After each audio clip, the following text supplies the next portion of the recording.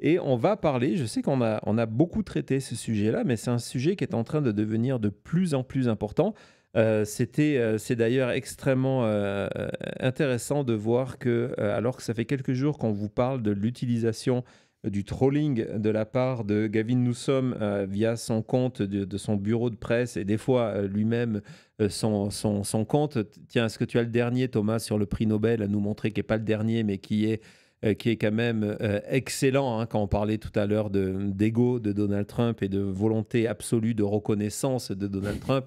Euh, le- Cette photo de Gavin Newsom qui est mise en avant parce qu'il a décidé cette proposition 50 de redécouper la carte électorale de la Californie. Et donc, waouh, un honneur, merci. C'est exactement C'est du Trump. Donald Trump. Et donc, ça fait quelques jours que vous en parle en termes d'efficacité, en disant ça fonctionne. Et c'est intéressant de voir ce matin que deux sites spécialisés dans la politique américaine et uniquement dans la politique américaine, qui sont The Hill et Politico, viennent de sortir un papier avec des tas d'informations. On peut commencer par The Hill, Thomas, qui va dans ce sens-là, en disant, ben, regardez, ce qu'est en train de faire Gavin Newsom, c'est quelque chose qui permet à Gavin, ce que fait Gavin Newsom en imitant Donald Trump et en se moquant de Donald Trump, en trollant Donald Trump, c'est quelque chose qui est vraiment accueilli très favorablement par les démocrates. Vas-y, continue dans cet article de The Hill. On voit que l'idée, elle est toute simple. C'est de dire, Gavin Newsom a compris, a trouvé la manière, et c'est la première fois, Ouais. tout à l'heure on va avoir la réaction de Steve Bannon sur ça, c'est la première fois que quelqu'un trouve la manière de venir systématiquement venir énerver Donald Trump. Parce que la grande nouvelle, c'est que, évidemment, de Fox News à la Maison-Blanche, on ne supporte pas ce qui est en train de se passer. On a bien compris que, au-delà de faire de la publicité à Gavin Newsom, c'est une manière de déshabiller Donald Trump. Et c'est aussi, on va le voir un petit peu plus tard, je trouve que c'est un des points extrêmement intéressants, ben, on peut aller sur celui-là, c'est une manière de réveiller les médias. Et ça, je trouve que c'est extrêmement brillant de dire que non seulement c'est une manière de s'attaquer à Donald Trump, mais c'est surtout de dire aux médias, vous avez wash pendant des années Donald Trump en faisant comme si tout ça était normal. Et donc là, je vous retourne le miroir et vous voyez que c'est complètement fou, ces images. C'est pas que ces images, mais ces textes-là. Ouais. Et pourtant, je ne fais que m'exprimer de la manière dont Donald Trump s'exprime. Rien de plus. Rien de plus. Et donc, réveillez-vous les médias, arrêtez de considérer, et c'était un des sujets qui nous a rendus fous pendant la campagne, on s'en souvient de tous nos maintenant matins, cette volonté de dire que on va faire des résumés des posts de Donald Trump, au lieu de montrer, on va faire des résumés de ces meetings de campagne en tentant de donner du sens au moment où il n'y en avait pas, alors de montrer le véritable visage de Donald Trump et du fait que c'est un standard qui n'est pas acceptable. Et ça, je trouve que c'est brillant. Je ne sais pas ce que tu en penses au niveau des médias. Absolument. Combien de fois est-ce qu'on était là à se plaindre, se dire, mais attends, tout est devenu acceptable avec Trump.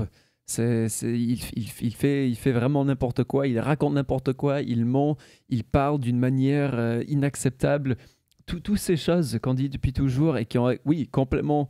Maintenant que nous ne sommes plus choqués parce que ça fait 10 ans qu'on a Trump et qui n'étaient pas des sujets pendant la campagne, un peu comme quand tu disais, voilà, si on veut parler de l'âge de Biden, il faut parler de l'âge de Trump. C'est ce genre de mêmes choses qui ont été complètement oubliées, enfin, sont mis en avant, pas que par les démocrates, mais donc par les médias. Et c'est une manière où on ne peut pas ignorer ça, parce que voilà, on a un gouverneur qui, à présent, était très sérieux, était un homme politique qui, maintenant, troll juste en mettant le miroir à Trump. C'est vraiment Non, non, très fort. c'est exactement ça. Et on va voir comment c'est une arme imparable. Parce que du coup, vous avez vu le succès, on va y revenir, de ces messages-là, les médias comme Fox News sont obligés d'en parler. Ils sont obligés d'en parler, évidemment, en s'attaquant à Nous Sommes, en le traitant de gamin puéril, etc., etc. Mais la réalité, hein, c'est ce que fait Nous Sommes. On va y revenir dans quelques secondes. Dire, mais attendez, vous êtes en train de critiquer la manière dont Donald Trump écrit ses tweets. C'est ça, Ouais, c'est ça, exactement. c'est C'est ça pas la moi que vous réalité. critiquez, c'est Trump. Exactement, c'est ça la réalité. Surtout et, du fait que, comme disait l'article, c'est qu'on a l'habitude d'avoir le parti des gentils où rien se passe, où le when they go low, we go high, tout ça, c'est un vrai changement. Et donc, et oui, et parce que les électeurs démocrates, et vous le savez, parce que même sans voter aux États-Unis, c'est un élan du cœur que vous avez là, on ne veulent plus de cette image. Ils veulent dire non, non, les temps ont changé. Ouais. J'ai changé. D'ailleurs, c'est ce que dit Gavin Newsom. On va l'écouter. Il ne faut plus jouer par ces règles anciennes. Et justement, on va écouter Gavin Newsom. C'est une interview extrêmement intéressante. C'est sur Fox, pas Fox News. C'est une grosse différence aux États-Unis. C'est que vous avez Fox News, qui est un média national. Et puis, vous avez les antennes locales. Et donc, vous avez Fox à Los Angeles. Ils n'ont pas forcément c'est pas exactement pareil. C'est pas exactement pareil. Ils n'ont pas le même traitement de l'information. Ils font de l'information locale. Et donc, ils ont reçu Gavin Newsom pour lui demander pourquoi il était passé à cette étape plus agressive contre Donald Trump. Quel avait été l'événement qui l'avait incité à aller au combat avec Donald Trump alors que au lendemain de l'élection de Donald Trump, il avait décidé d'aller explorer un petit peu les idées de tout le monde. On s'en rappelle, ça avait fait un scandale son premier d'ailleurs, podcast. avec son podcast où il allait interviewer des personnalités de la droite américaine. Mais il était dans cet état d'esprit, dire je veux comprendre ce qui se passe ailleurs, je veux écouter tout le monde.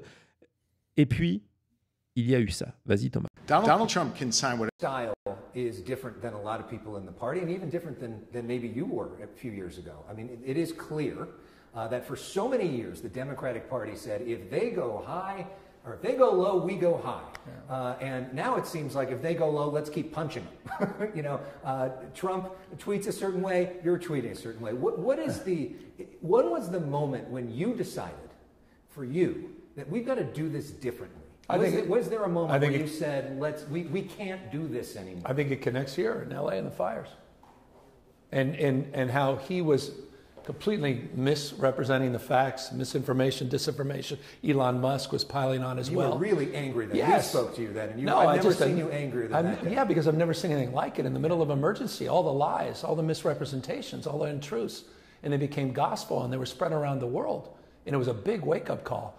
And we got back on our feet and we got back on the offense. And then when the National Guard was federalized, what the hell is going on? Mm-hmm. You saw ICE out here today. You know what that is? That is a preview for things to come. Mark my word. I said this a couple months ago with the National Guard. I said that was a preview for the rest of the country. That's exactly what happened in Washington, D.C. Mm-hmm. That's going to continue to happen across this country unless we're successful. I'm very proud of the lawsuit we filed against the Trump administration on Posse Comitatus, separate issue. The issue of intimidation, which you saw today, I guarantee you that's a preview in front of voting booths and polling places all across this country. That's where ICE will be sent to intimidate and scare people. That's Donald Trump's America. That is not the vision of our founding fathers. They did not live and die to see this happen. So yes, I've changed. The facts have changed. We need to change. Mm-hmm. And we need to stand up to this authoritarian. We need to stand up at this moment. It is foundational. Again, it is not about Republican versus Democrat. This guy is an invasive species. He's completely different. I respect the Republican Party. I'm married in a Republican family. I have deep love and respect for people I disagree with. He is something altogether different. And he is unmoored. There is no constraints. So yes, we're going to punch back. And yes, we're going to punch back with the full weight of the fourth largest economy in the world, the size of 21 state populations combined, and with the consent of the people, then endow the power to government We will do the right thing and we will push back and we'll succeed this November. Ah, quand Boum. j'ai vu ce passage-là, Boum. je me suis dit, il faut vraiment le passer parce que vous avez tout dedans. Donc, on va un petit peu l'analyser. Mais Thomas, je te sens assez... Non, mais ça fait du bien, ça fait du bien. Je trouve que, objectivement, Gavin Newsom est très fort pour tout qui est discours, parler, poser les termes clairs, tout ça. Vraiment, je trouve qu'il est fort pour ça. Et de l'entendre expliquer pourquoi.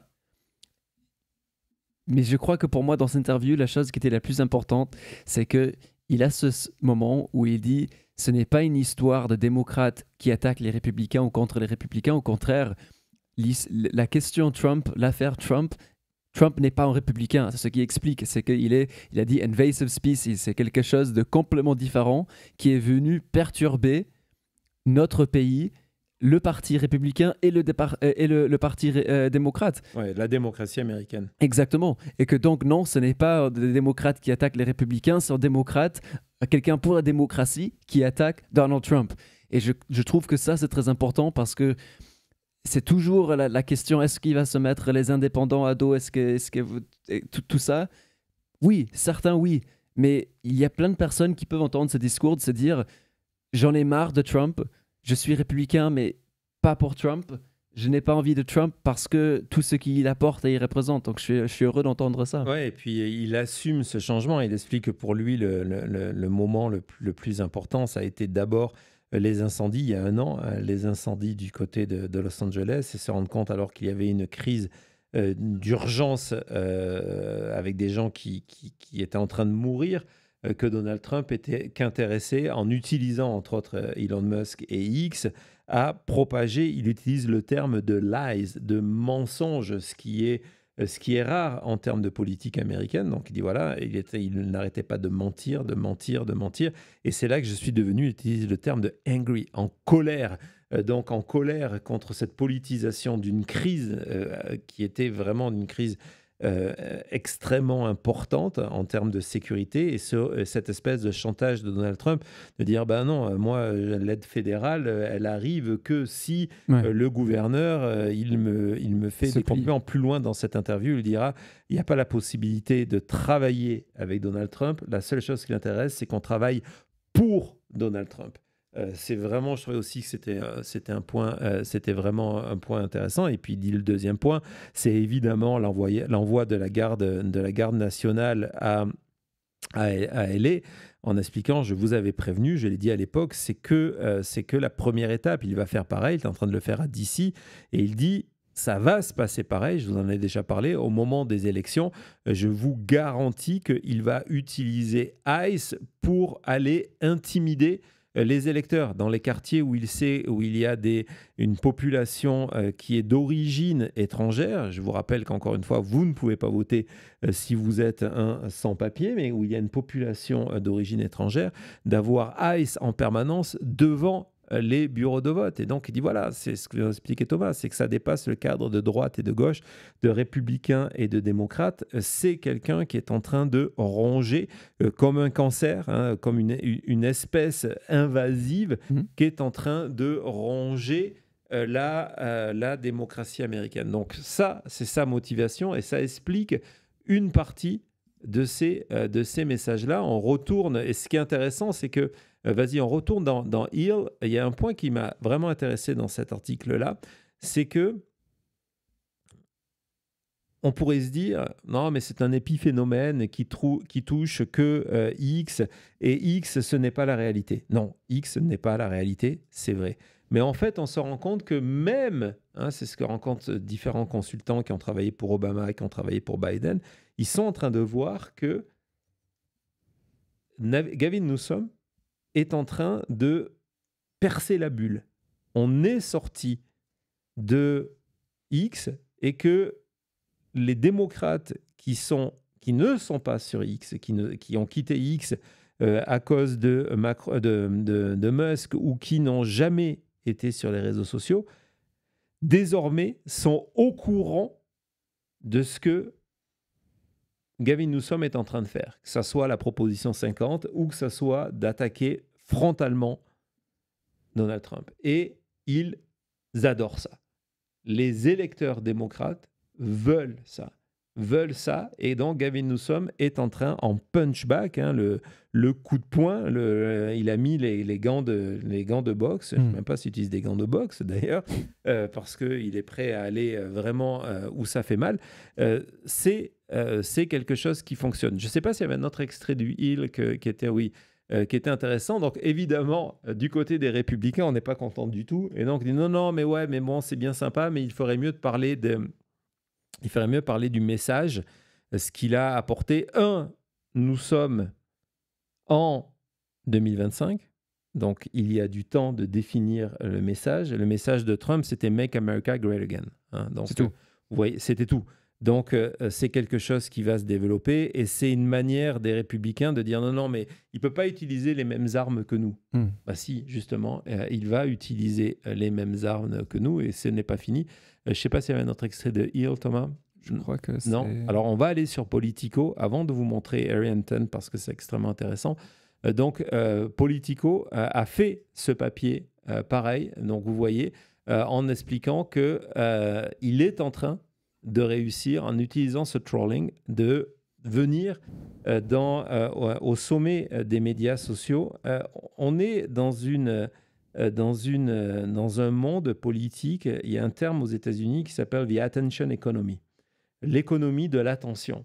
Si vous voulez exister politiquement, vous devez avoir l'attention sur vous. C'est le secret de la recette du succès de Donald Trump, qui, en 2015, a profité de dizaines de millions de dollars de campagnes gratuites, je ne parle pas des casquettes MAGA ici, parce que les médias ont décidé, ça n'existait pas avant ça en termes de primaire, de se dire « Wow, Donald Trump, lorsqu'il est dans un meeting, il dit des choses complètement horribles. Vous savez quoi ?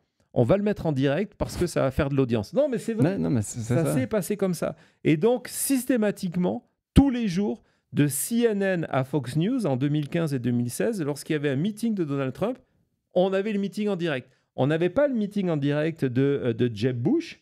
On n'avait pas celui de Marco Rubio. C'est personne par un discours politique ancien qui vous endort, comparé à quelqu'un qui attaque, insulte et qui dit tout et n'importe quoi. Et donc, Donald Trump a compris ça très tôt. Et évidemment, son utilisation de Twitter est allée dans ce sens-là. Et c'est ce que Newsom est en train de réussir, c'est-à-dire d'exister dans ce monde-là, et en disant voilà, il prouve, et il est le seul à le faire, il prouve que le Parti démocrate est en train de changer, et le Parti démocrate, en tout cas Newsom, n'a pas peur de se salir les mains et d'aller dans ce combat-là, alors qu'on en revient à la déclaration de Michelle Obama, quand ils vont bas, vous allez haut, etc., etc. Autre extrait de Politico, en expliquant que c'est des images qu'on avait évoquées, qu'il vient de rentrer il utilise cette forme de judo en imitant Trump, et donc à partir de là, c'est évidemment, ça devient extrêmement dur à critiquer, et en disant voilà, cette envie de venir, de rentrer dans l'octogone, on parle désormais de la UFC, le combat. C'est triste d'en être arrivé là, mais c'est une représentation des États-Unis en 2025. Et ça sera encore pire en 2028. Ça va être un combat et il faut aller se battre sans respecter aucune règle, et en tout cas ne pas respecter les règles. On en revient à Kamala Harris qui avait refusé, parce qu'elle voulait respecter l'usage, elle avait refusé de critiquer l'action de Biden, ou du moins de se détacher de l'action de Biden, parce que c'était pas l'usage de faire ça, et c'est quelque chose qui est venu l'handicaper énormément dans sa campagne. On va voir justement sur CNN, où la question se pose en disant ben voilà, mais c'est quoi les effets de ce que Gavin Newsom est en train de faire? Vas-y Thomas. Style is Yeah, I think it absolutely has been working in terms of generating attention, which is what he's trying to do, right? I mean, take a look here. Let's take a look right at the @GovPress office followers on X. That's, of course, where you get those sort of the account where Newsom posts those Trump-style mocking types of tweets. Get this. That account, get this, up 450% in terms of the number of followers since mid-June. And it's not just on Twitter, X, where Newsom is gaining. Even on TikTok and Instagram, his followers are up over 1 million since January alone. My goodness gracious. And more than that, Laura, more than that, what about Google? What about those Google searches for him? Get this, daily Google searches for Gavin Newsom up like a rocket. What are we talking about? Since June 1, up 1,300%. Compared to August 1st, look at that, up 500%. So the bottom line is, in politics, especially if you're thinking of entering in 2028, it's all about generating attention. And so far, Gavin Newsom has done a good job at generating attention. The Democrats want it. Do Democrats want it? Okay, do Democrats want it? This, I think, is the trend line that I think says it all. Democrats want their leaders to what? Try to stop the GOP or work with the GOP? You go back to 2017, you see here, work with the GOP took the cake at 74% compared to just 23% who said to try and stop the GOP. But now I'm going to come over to your side of the screen, Laura. Look at 2025. I'm coming as close as I can. 57% say they want the Democratic leaders to try and stop the GOP compared to just 42% who say they want them to work with the GOP. That is a major shift. What are we talking about here? Some quick math up here is 34% rise in terms of the percentage of Democrats who want their leaders to try and stop the GOP. So no wonder Gavin Newsom, he's looking at this polling. He's saying, I can generate attention. This is where the Democratic base is. And right now he seems to be following the Democratic base. Why? For 2028? For 2028, that is exactly why. And I think the question is it working? Is it working? Well, let's take a look at the betting markets. I think this gives away so much of it. Okay, the chance of being the 2028 Democratic nominee, according to the prediction markets. Look at where we were on June 1st. We basically had a clown car for first. Newsom, AOC, Buttigieg, 11%, 10%, 8%. But look at where we are now. Look at this. Look who's jumped up all the way up to 24% chance, about a 1 in 4 chance of getting the nomination. Gavin Newsom. AOC staying pretty steady at 13%. And then, of course, we have Pete Buttigieg, who has stayed absolutely steady at 8%. So at least at this particular point, the prediction markets are saying, yes, yes, this strategy is paying off. Of course, the key question is, will this actually work when you're trying to actually, votes are being cast and counted? And more than that, will it work for a general electorate? Well, it's early days yet. We'll have to wait and see. But so far, Gavin Newsom has done a pretty gosh darn good job of generating attention for himself and a pretty gosh darn good shot of getting people on television like you and I to talk about it. Vous voyez que ça soit les recherches sur Google, que cela soit le nombre de personnes qui vont s'abonner. On va voir les chiffres sur X dans quelques secondes. Sur son compte de son service de presse qui fait l'essentiel du trolling, ou que ça soit sur la volonté des électeurs démocrates qui ont complètement changé. Trump a fait ça en termes de politique, où en 2017, la majorité des électeurs démocrates souhaitaient, comme ça a été fait pendant des décennies, que l'on travaille avec le parti d'en face, ce qu'a essayé de faire Biden en 2020. On est maintenant la majorité en disant non, ce qu'on veut, c'est que vous arrêtiez le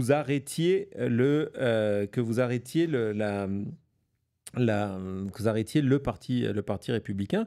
Donc quand on voit tout ça et que du coup on additionne le fait que nous sommes de plus en plus populaires, vous voyez les résultats sur les sondages ou dans le cas précis les marchés prédictifs où les Américains votent pour Paris sur l'élection. On est très très tôt, mais en tout cas, en cas de primaire démocrate, il est devenu le plus grand favori. De loin. De loin. Et on va partir tout de suite en breaking news parce qu'on a une breaking news à l'instant sur ce sujet-là. Thomas, si tu peux me laisser juste une seconde, le temps de faire un jingle, et on part breaking news et vous allez voir, c'est extrêmement intéressant.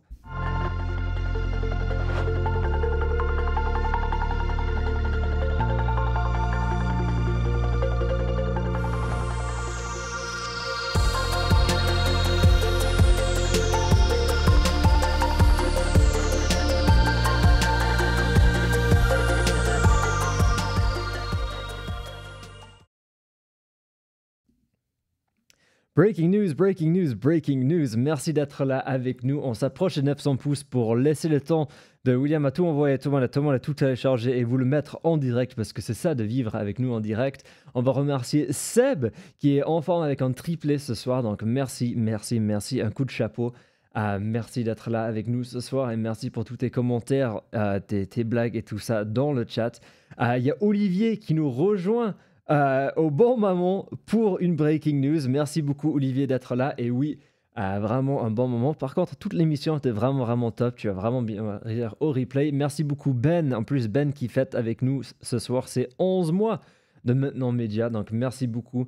Et je vois qu'on est à 4 pouces, 4 des 900. Allez, vous pouvez la faire pour cette breaking news. On peut atteindre les 900 pouces. Je compte sur vous. Le chat est prêt pour cette breaking news. Ah voilà, mais je suis prêt aussi. Non, c'est bon, il n'y a pas besoin que tu reçois.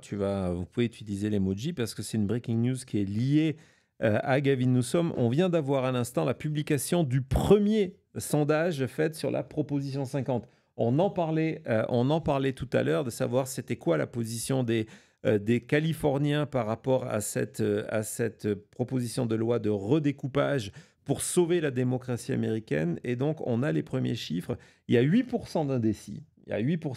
Ce qui est très peu. Et il y a 35% des électeurs de Californie interrogés dans le cadre de ce sondage avec 1000 personnes qui sont inscrites sur les listes électorales, marge d'erreur de 3%. Donc, vous en avez 35% qui s'opposent et 57%. Donc, c'est une avance de 22 points. 57% des électeurs de Californie qui souhaitent et qui déclarent qu'ils iront voter pour la proposition 50, qu'ils iront voter pour valider ce nouveau décalage électoral, cette nouvelle carte électorale. C'est assez intéressant parce en novembre dernier, Kamala Harris avait fait 58% en Californie. Donc là, on est à 57%. Et Donald Trump avait fait 38%. Là, on est à 35%.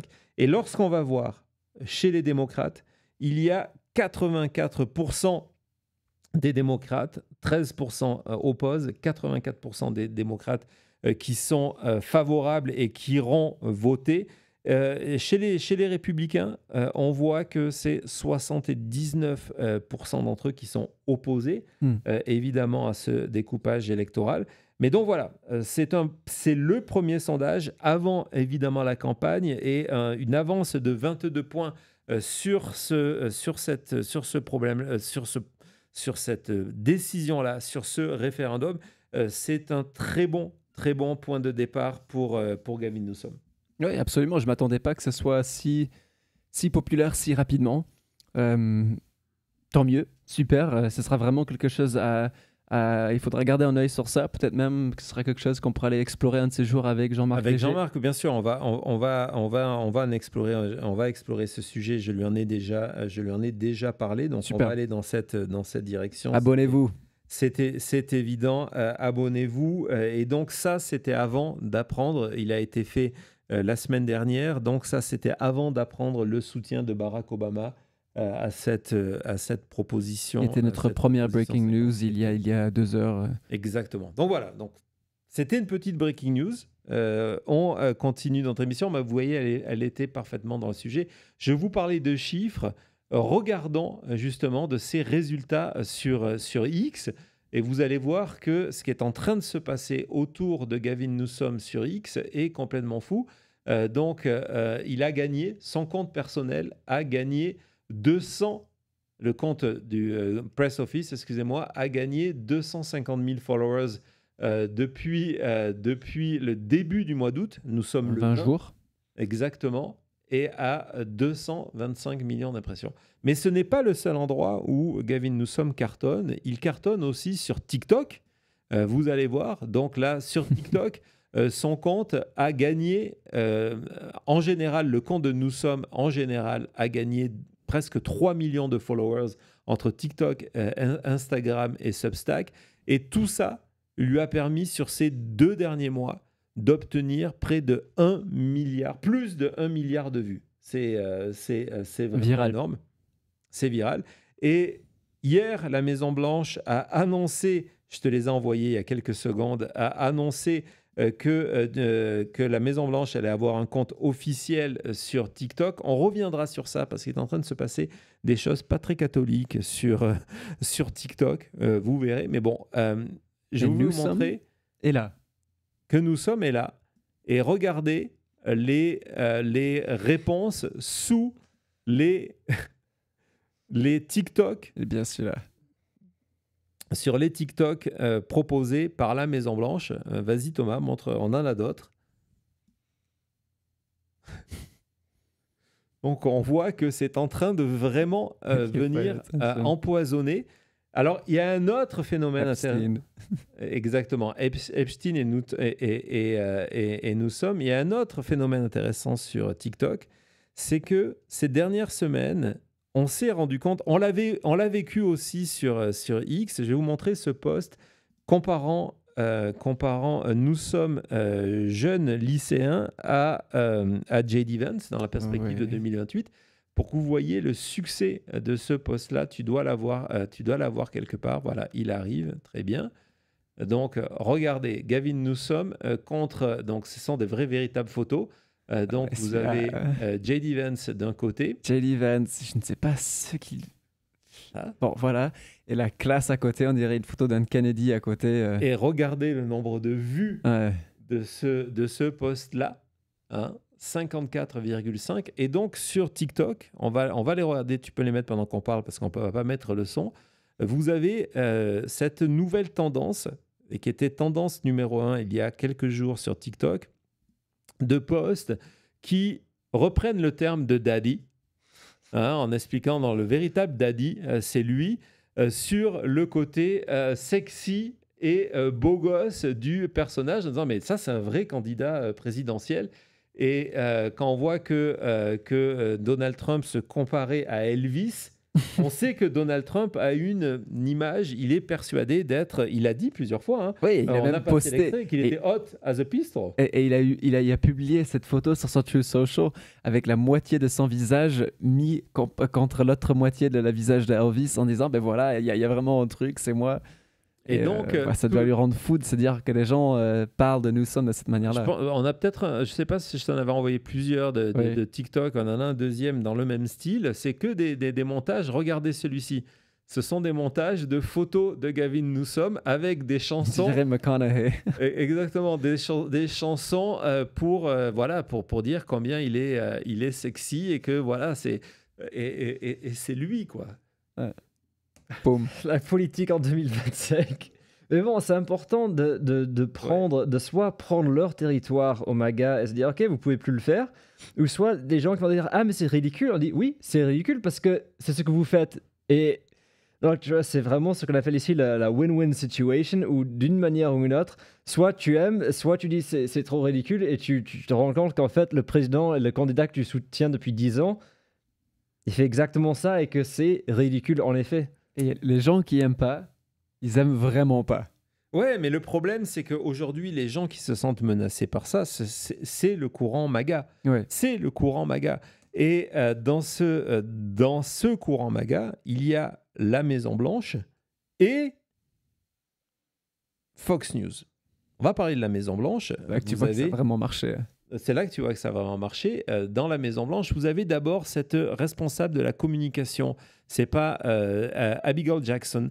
Elle fait partie du bureau de presse et vous voyez en disant que mes tweets tout en majuscules de l'équipe de Nous Sommes sont très bizarres, very weird, et ne sont pas drôles du tout. Et là, les gens lui répètent, mais attends, ma fille, c'est qui fait ça? Et donc, regardez tous ces messages derrière de comptes qui sont en train de dire, mais en fait, c'est la manière dont ton patron... Donc, on ne peut pas se plaindre de Nous Sommes si c'est ton patron qui fait ça, quoi. Et c'est là que c'est redoutable. Et d'ailleurs, les Républicains l'ont compris. Je t'ai envoyé il y a quelques secondes ce nouveau tweet publié il y a une demi-heure de Jamie Raskin. Et là, c'est en train de prendre des proportions parce que, regardez, on reprend sur le fait que Sony va être obligé d'augmenter le prix de ses PlayStation à cause des frais douaniers de 50 $. Pas la play. Et regardez ce message de Jamie Raskin disant qui Great work, reprend la même Trump. stratégie. C'est la même stratégie. Thank you for your work. Bravo. Donc tout ça, ça vient de Gavin Newsom. Stephen Chung,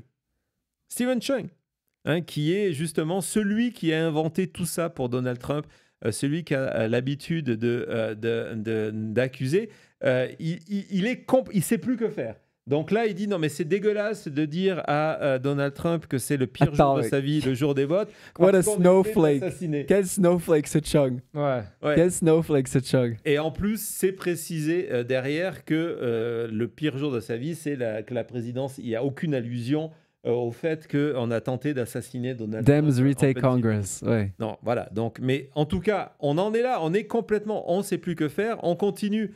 Et regardez comment il se fait allumer parce qu'il a dit regardez, comme Stephen Chung est comme Newsom est un peureux et un bêta-cuck, un cocu bêta, parce qu'il n'ose pas de faire de conférence de presse alors qu'en même temps, il est en train de faire une conférence de presse.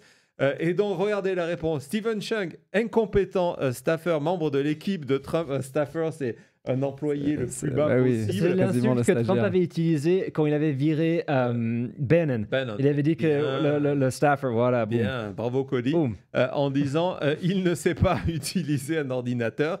Sad est là où d'autres personnes, dont votre serviteur, savent utiliser un ordinateur. C'est que, regardez ça, je suis très heureux d'avoir permis à une note de la communauté à obtenir le statut utile. Donc, c'était juste de préciser d'aller Chung. troller un petit peu Stephen Chung. Ah, ça vaut toujours ça, lui.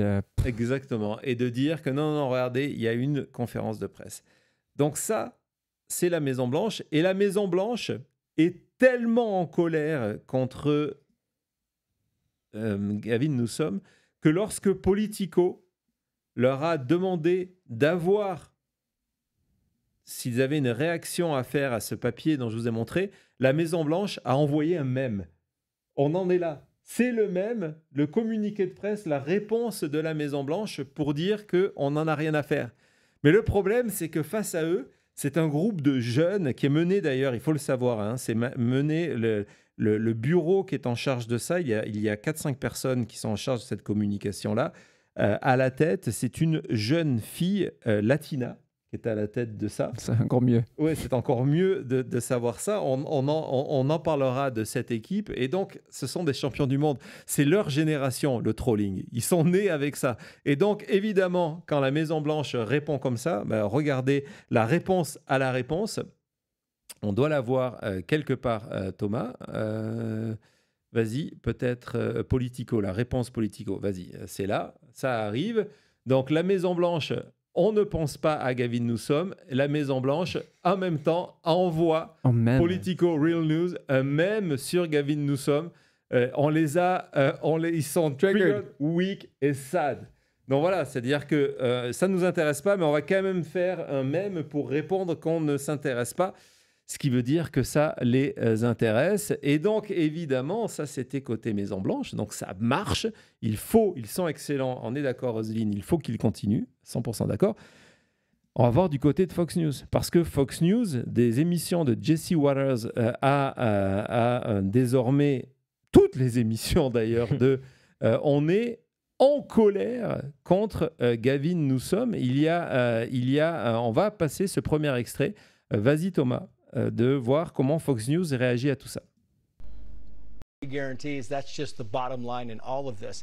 Gavin Newsom, meantime, posting this on X, Liz, using all capitals, of course, trying to mock Trump, use Trump style. He's been doing this for a while now. He says, quoting, Trump just fled the podium with Putin, no questions, nothing. Total low energy. The man looked like he'd just eaten 3 buckets of KFC with Vlad. Admit it, Donnie J, you're terrified because this was the worst week of your life because of me, Gavin C. Newsom. I think he's trying to be funny. I don't know what he's trying to do, but it comes across as childish. And you're the governor of the biggest state in the union. What are you doing? Honestly, I feel like he's trying so hard to be Trump, but he's coming off like Kanye West. He seems absolutely insane. Non, ce qui est excellent, c'est qu'ils sont obligés d'en parler. Et pour en parler, ils sont obligés de montrer les tweets et de lire les tweets, hein, ce qui est vraiment exceptionnel. Et du Sur coup, Fox. d'en parler, vous allez voir, ils sont complètement en tilt. Vas-y Thomas, vous allez voir les réponses de Gavin Newsom. Donc ça, c'est pour vous montrer les faits. C'est évidemment un des comptes les plus importants parmi les influenceurs pro-MAGA. Continue dans cette rubrique-là. Donc vous allez voir que... Tommy Lauren. Regardez, il a posté simplement cette photo en disant bon week-end les patriotes. Et donc on voit que du côté des influenceurs, on dit voilà, c'est complètement malade de faire ça, c'est wrong, laissez tomber, etc. C'est enfantin, alors qu'il ne fait que reprendre les éléments de langage de Trump. Exactement. Et du coup, à chaque fois que les autres répondent, ben, ça fait des munitions. Ouais. C'est excellent quand même de savoir que MAGA, qui s'est spécialisé dans le trollisme, a oublié la règle numéro 1 qui est « Don't feed the troll ». Et là, il donne des munitions à Gavin Newsom en permanence. Et évidemment, regardez, évidemment, en reprise de la séquence vidéo qu'on vient de voir, en expliquant que les MAGA, ben voilà, ils sont super en colère. Et c'est là qu'on voit que Gavin Newsom est en train de boire les larmes, les MAGA tears. C'était celui qui est en dernier, mais il n'est plus en dernier, donc tu peux le montrer. Donc voilà, on utilise l'intelligence artificielle. Certes, mais ça, c'est aujourd'hui, ça fait partie du langage politique. Malheureusement, c'est comme ça. Et puis, il y a eu une qui est passée à l'offensive sur Nous sommes sur Fox News, c'est Petrino. Petrino, c'est une ancienne responsable de la communication à la Maison-Blanche. Hein. Il y a des allers-retours en permanence. Soit on est ancien de la Maison-Blanche, soit on est ancien de Fox News. Et on travaille l'un à l'autre. Et Dana Petrino s'est attaqué, on va voir ce premier extrait, s'est attaqué à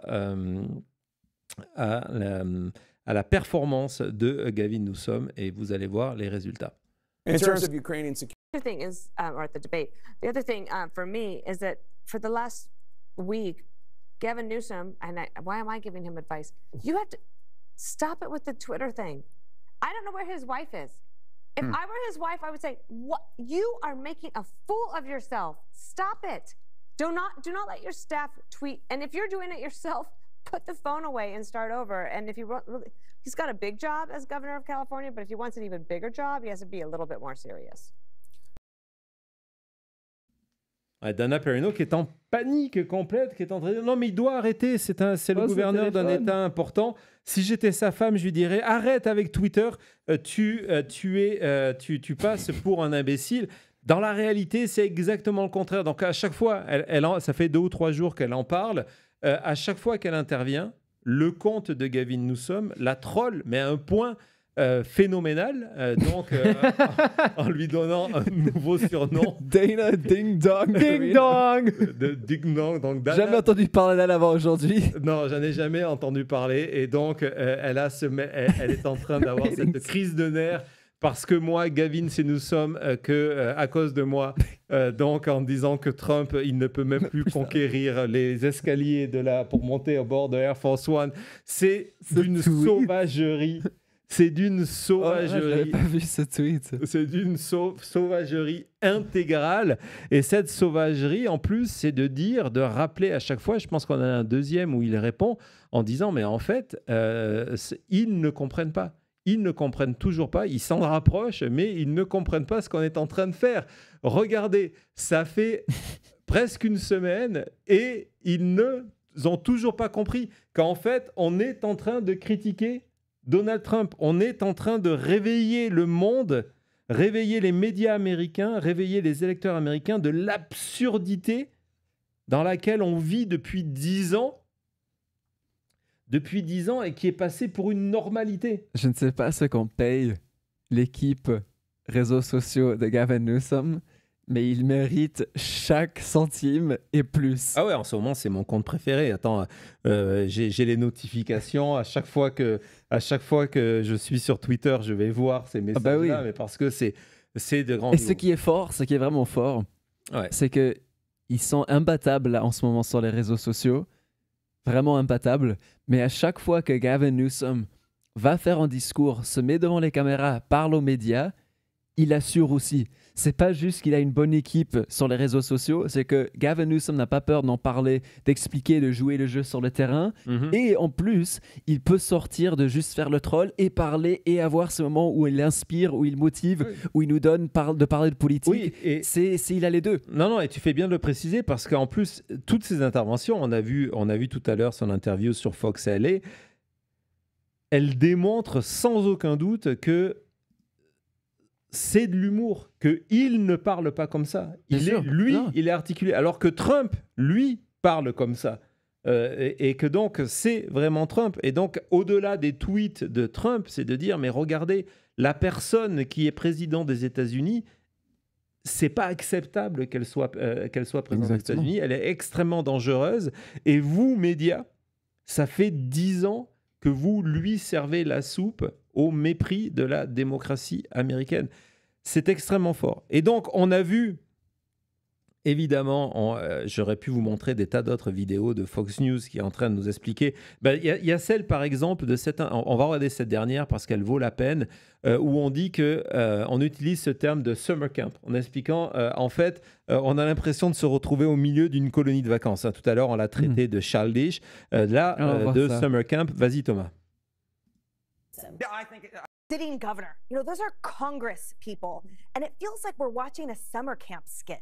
We're watching slam poetry. We're watching these attention seekers that are just so wrapped up in clickbait, and they are supposed to be governing. Donc c'est là qu'on voit, ils ne savent, à part le critiquer, ils ne savent pas, ils n'ont pas trouvé la manière de répondre à ça. Et elle dit voilà, ouais, en fait c'est juste pour avoir des clics, mais la réalité c'est qu'on vous a montré les chiffres, les sondages, le fait que ça sort du cadre de Fox News, ça marche. Et il y en a un qui le sait. Et vous pouvez le critiquer et il mérite. Donc oui, exactement. Regardez encore une fois comment on retourne en disant que du coup c'est la manière de communiquer de Trump qui est Summer Camp. Parce qu'il ne fait que reprendre par mimétisme la communication de Trump. Et donc quand Fox News dit voilà, cette manière de communiquer, c'est de la colonie de vacances, on va dire ok, d'accord, donc c'est la manière dont nous Trump sommes d'accord. communique. Voilà. C'est redoutable. Et il y en a un, donc on peut le critiquer tant qu'on veut, mais s'il y a un personnage politique qui a la température de la politique américaine, les médias, les réseaux sociaux, depuis des années, c'est Steve Bannon. Steve Bannon, l'architecte de la victoire de Donald Trump, comprend ce qui aujourd'hui fait vibrer ou pas les Américains.